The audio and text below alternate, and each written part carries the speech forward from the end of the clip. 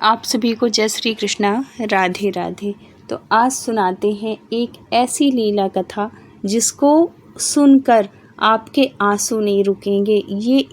ये समझो कि एक प्रेम कहानी है जिसमें कि कन्हैया का, हमारे लड्डू गोपाल, हमारे बिहारी जी का बहुत बड़ा रोल है। तो ये जो सत्य लीला कथा है ये पंकज जी की है। पंकज जी भगवान को बिल्कुल नहीं मानते थे, ना कभी उनकी सेवा करते थे, ना कभी ऐसा वो करते थे कि भगवान चाहें तो सब कुछ हो सकता है अगर उनकी दृष्टि पड़ जाए। वो इन सब चीज़ों में उनको लगता था कि ये वहम है लोगों के मन में, ऐसा कुछ भी नहीं है, भगवान कुछ नहीं होते, इंसान अपने उससे वो करता है ये सब चीज़। मतलब कुछ भी भगवान के नाम पे अगर कोई कहता ना तो वो चिढ़ जाते थे। इतना भगवान की भक्ति से, इतना वो सब चीज़ों से इतना दूर रहते थे। लेकिन उसके बाद कैसी कृपा हुई और वो पंकज जी कितने बड़े भक्त बने अपने कन्हैया के, ये इस सत्य लीला कथा में सुनेंगे। क्या होता है कि पंकज जी बचपन से ही बहुत सीधे साधा वैसे नेचर था कि कभी किसी से अपने मन की बात भी नहीं कह पाते थे। बहुत सीधे और बहुत सरल थे। जैसे एक बच्चा होता है ना कि जो चंट सा होता है, अगर कुछ भी बात बोलना है तो वो सबसे बता देगा, सबसे कह देगा, अपने दोस्तों से सारी बात। लेकिन ये बिल्कुल नहीं कहते थे, ना तो अपने दोस्तों से कभी बताते थे, ना किसी से बताते थे। मन ही मन उस बात को रखते थे। बल्कि इस बात से घर वाले भी बड़े वो रहते थे कि अगर इसको कभी कुछ बात भी हो जाती है ना, कभी किसी चीज़ के लिए डांट भी पड़ती है, बेवजह इसको डांट पड़ जाती है और भाई बहनों की वजह से, लेकिन ये कभी अपने वो नहीं खुल के नहीं बोलता है कि मुझे मत डांटो, इसमें मेरी गलती नहीं है, इसी ने ये गलती की है कि कुछ। मतलब इतना सीधा, इतना सरल इंसान था पंकज। अब क्या होता है कि अब वो धीरे धीरे बड़ा हो रहा था और है तो स्कूल से कॉलेज भी अब उसको पढ़ना था। तो कॉलेज में इसकी एक फ्रेंड बनती है जिसका नाम होता है रीता। बहुत अच्छे दोस्त हो जाते हैं ये। वैसे तो ये बहुत कम बात करता था, लेकिन रीता से जो इसकी दोस्ती है वो बहुत अच्छी थी। मतलब कभी किसी से शेयर नहीं करता था, लेकिन रीता से सारी बात वो बताता था, सब कुछ बताता था, अपने घर परिवार सब कुछ बात बताता था। लेकिन और कभी कुछ भी उससे वैसी बातें नहीं बताई थी। लेकिन ये मन ही मन उसको पसंद करने लगा था रीता को। और जो रीता थी बड़े खुश मिजाज वाली लड़की थी। उसको कोई भी चीज़ बात है खुल के बोलना, हंसना, हंसाना, और इसी वजह से हो सकता है पंकज इसी वजह से उसको पसंद करता था। बहुत खुश मिजाज थी, बहुत खुश रखती थी। जहाँ पे भी बैठ जाती थी वहाँ लोग हंसते, मतलब रोते को हंसाने वाली जिसको कहते हैं ना, वैसी थी ये रीता। और पंकज इससे विपरीत, बिल्कुल शांत स्वभाव का। उससे ना तो कभी अच्छे से वैसे खूब खुल के बात किया, ना हंसने हंसाने वाली तो बात ही छोड़ दो। तो ऐसे था। अब दिन प्रतिदिन निकलने लगे इनके मतलब कॉलेज के, और एक समय ऐसा आया कि कॉलेज छोड़ने का मतलब पूरी पढ़ाई हो गई, पूरा फाइनल इन्होंने कर लिया। और ये बहुत पहले की टाइम की बात है, तब की बात है जब ये फ़ोन ऑन नहीं चलते थे। तो जब ये वो हुआ, अभी तक इसको ये था कि जब लास्ट दिन मिलेंगे तो मैं रीता से अपनी मन की सारी बात बताऊंगा जो अभी तक बताया नहीं। लेकिन ये मन में सोचता है ऐसा ना हो कि मैं बताऊं तो वो बुरा मान जाए, फिर जो मेरी दोस्ती है वो टूट जाए, बताऊं कि ना बताऊं। बड़े दुविधा में था पंकज। लेकिन अब सोच लिया था कि मैं वैसे अगर नहीं बोल पाऊँगा तो मैं एक उसमें कागज़ में सारी अपने मन की बात, अपनी फीलिंग सब कुछ लिख के उसको मैं दे दूँगा, क्योंकि मुँह से तो बोल नहीं पाऊँगा, पता चले वो सामने आए तो जो भी मुझे बोलना है वो भी ना बोल पाऊँ। तो उसने अपने मन की सारी बात लिखी कि आज मतलब दूसरे दिन रीता आएगी तो मैं उसको ये दे दूँगा। अब वो इंतज़ार में रीता का उस दिन वो बहुत सुंदर से तैयार होके आया था, अच्छे सुंदर कपड़े शर्ट पहन के आई थी रीता को इम्प्रेस करने की उससे। तो बहुत खुशी इतना खुश था कि जीवन में इससे पहले वो इतना खुश हुआ ही नहीं था। इतना खुश था कि आज मैं रीता को ये समझो कि प्रपोज़ करूँगा, अपने मन की बात बताऊँगा।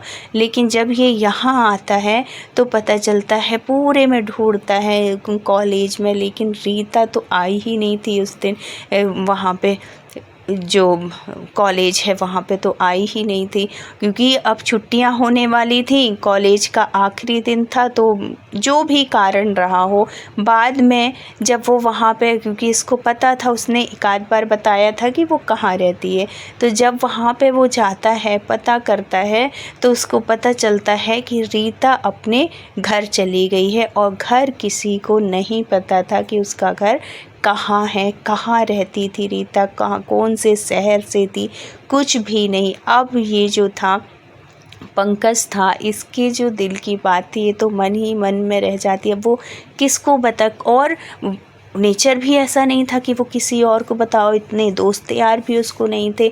अब वो बड़ा परेशान हो जाता है रीता से मिलने के लिए कि वो कहाँ ढूंढे उसको, कहाँ क्या करे। और इसी बीच वो ये जो होता है ना, इसको लगता है कि चलो रिज़ल्ट लेने आएगी रीता। अब वो लास्ट उसका इंतज़ार करने लगता है कि रिज़ल्ट लेने तो ज़रूर आएगी, मार्कशीट लेने आएगी।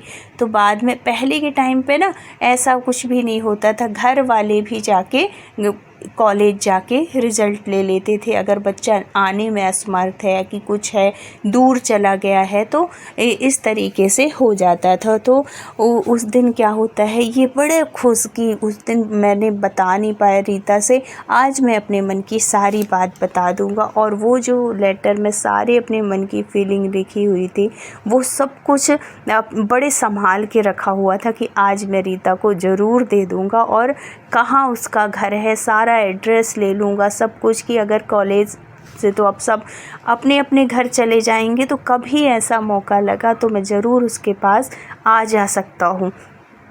अब इंतज़ार में बहुत खुश, बहुत एक्साइटेड, लेकिन हुआ कुछ अलग ही। जब सबको देख लेता है कि सब आए हैं, एक एक से ढूंढता है, अरे रीता नहीं दिख रही, रीता नहीं दिख रही। बाद में पता चलता है कि रीता का रिज़ल्ट तो उसका कोई कज़न था, वो ले गया। अब तो ये इतना दुखी हो जाता है कि मुझे आज भी रीता नहीं मिल पाई, अब मैं कैसे पता करूं कि रीता कहाँ है। और इसी उसमें उसका कॉलेज पूरा हो जाता है। जो रीता थी वो अपने जहाँ से थी वहाँ चली जाती है, वो अपने टाउन चली जाती है, अपने घर चली जाती है। अब ये यहाँ पे परेशान, और कुछ टाइम के बाद इसकी जॉब लग जाती, क्योंकि कॉलेज तो हो ही गया था, जॉब लग जाती है। और रीता भी वहाँ पे, ये जो गांव था, पंचायत जो होती है ना, उसकी सरपंच मतलब प्रधान बन जाती है, क्योंकि उस क्षेत्र में, उस गांव में रीता ही थी जो कि इतना आगे पढ़ी हुई थी, शहर आके पढ़ी हुई थी। और जो रीता थी वो पढ़ने में, बोलने में, बताने में बहुत आगे थी, लोगों की समस्या को सुनने में बहुत आगे, लोग समझते थे उसको। और आज के समाज में भी लड़कियों की ऐसा नहीं है कि हमेशा उपेक्षा ही होती हो, समाज में लड़कियों की हमेशा से ज़रूरत थी। और जो वैसी औरतें होती हैं ना, वो हमेशा आगे होती हैं, हर चीज़ में उनको महत्व दिया जाता है। तो ये पढ़ी लिखी भी थी, इसको गांव का प्रधान चुन लिया जाता है। अब ये रीता अपने काम में व्यस्त हो जाती है, और वहाँ पे जो पंकज था वो रीता के लिए बहुत ज़्यादा वो रहने लगता है कि रीता मुझे कब मिलेगी, कहाँ मिलेगी। और इसी की उसमें वो सब जगह पर, मतलब जो कुछ करने को कह देता था वो करता था। उसको इसी बीच एक गुरुजी मिलते हैं, जो कि मतलब ये जो होते हैं ना, पंडित कह दें, या कि कैसे भी, वो उसको एक माध्यम मिला कि उन्होंने बताया कि ये साधना करो, ये इतने 21 दिन की है, तो इसको करोगे तो हो सकता है कि उसके मन में भी तुम्हारे प्रति भाव आए, और वो भी मिलने की तुमसे वो करें, इच्छा करे तो हो सकता है कहीं ना कहीं तुम लोग मिल जाओ। ये सब भी वो करता है, 21 दिन की जो भी साधना बताए होते हैं सब कुछ करता है, लेकिन कुछ भी इससे फल नहीं निकलता। रीता का कुछ भी पता नहीं चलता है कि वो कहाँ रह रही है, क्या है। इसी बीच इसके जो ऑफिस में थी ना, एक बहुत भगवान को मानती थी लड्डू गोपाल को, तो ये उसको मतलब ये समझने लगी थी कि ये दिल के बहुत अच्छे हैं सर। तो जब उससे बात होती थी ना, तो ये अपने मन की सारी बात उससे बता दिया, क्योंकि उसको उसका नेचर बहुत अच्छा लगा। तो वो कहती है कि सर देखो, आपने सब कुछ ट्राई करके देख लिया, सब जिसने जो कहा आपने वो कर लिया, लेकिन आपकी फ्रेंड का कहीं कोई पता नहीं चल रहा है। तो जब हम एक बात, अगर आप मानते हैं इस बात को, अगर मेरी आप इस बात को मानेंगे ना, तो भगवान आपके ऊपर बहुत, हो सकता है कन्हैया आपको ज़रूर मिला दें, क्योंकि प्रेम का प्रतीक माने जाते हैं हमारी कन्हैया, हमारी राधा रानी। तो जब ऐसे वो करती है ना, तो इस समय तो स्थिति ऐसी थी पंकज की कि जो कोई जो कह देता वो करने को तैयार रहता था पंकज। लेकिन रीता मिल जाए, रीता से एक बार बात हो जाए उसकी, वो अपने मन का बता, और फिर ऐसे भी नहीं था कि पागलपन टाइप का था, ऐसे भी वो नहीं था। हाँ ठीक है, मन ही मन वो उसको बहुत पसंद करता था, लेकिन ये भाव था कि मैं अपनी बात उसके सामने रखूँगा। अगर वो मुझे स्वीकार करती है, अगर उसके मन में भी मेरे प्रति प्रेम है, तो मैं इस रिश्ते को आगे बढ़ाऊँगा, नहीं तो उसकी मर्ज़ी में छोड़ के, अगर वो मेरे से कोई प्रेम नहीं है, उसका कभी लगाव नहीं था, तो मैं कभी उसकी तरफ मुड़ के फिर नहीं देखूँगा। लेकिन एक बार मुझे वो मिल जाए, क्योंकि ये दिल का बहुत साफ़ था, वैसा नहीं था कि अगर मैं प्यार कर रहा हूँ तो उसको भी करना पड़ेगा, ऐसा वाला नहीं। सच्चा था, समझदार था, सब कुछ था, इस तरीके से था। तो जब उसकी जो ऑफिस में थी वो फ्रेंड जैसे हो जाती है, तो वो जब कहती है कि देखिए सर, मैं कन्हैया को बहुत मानती हूँ और मेरी हर परेशानी, ऐसी परेशानी आ रही है मेरे जीवन में जहाँ पे कन्हैया ने पार लगाया है, तो एक बार मेरे कहने से आप भगवान से जुड़िए, लड्डू गोपाल की सेवा शुरू करिए और फिर उनसे मन्नत मांग के देखिए। हमारे बिहारी जी बहुत दयालु हैं। और आप एक काम और कर सकते हैं कि जब भी आपको छुट्टी मिले ना, तो आप देखो, उसकी जो जॉब लगी थी ना, वो दिल्ली में लगी थी। दिल्ली में किसी अच्छी कंपनी में वो मैनेजर की पोस्ट में था। तो दिल्ली से वृंदावन बहुत दूर नहीं है। तो उसने कहा कि सर, जब भी आपकी छुट्टी मिले ना, संडे सैटरडे वाली, तो उसमें एक दिन आप बिहारी जी के ज़रूर दर्शन करके आइएगा।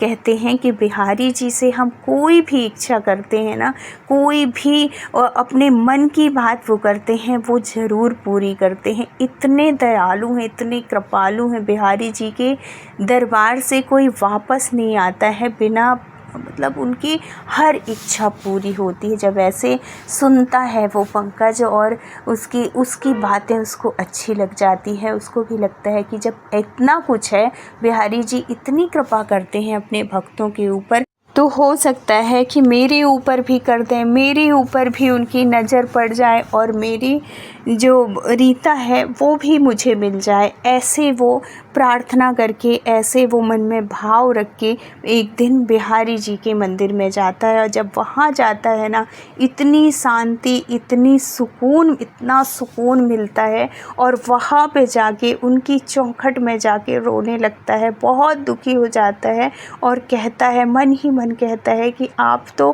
प्रेम के प्रतीक हैं, आप तो प्रेम के लिए इतने जाने जाते हैं, तो मैं भी उससे दिल से बहुत प्रेम करता हूँ बिहारी जी, मेरी भी प्रार्थना सुन लो, मुझे मेरी रीता से मिला दो। ऐसे वो कह के आँखों में आंसू भर के उनसे अपने मन की बात रख के, मतलब दर्शन करके, और वो दूसरे गेट से बाहर निकलता है।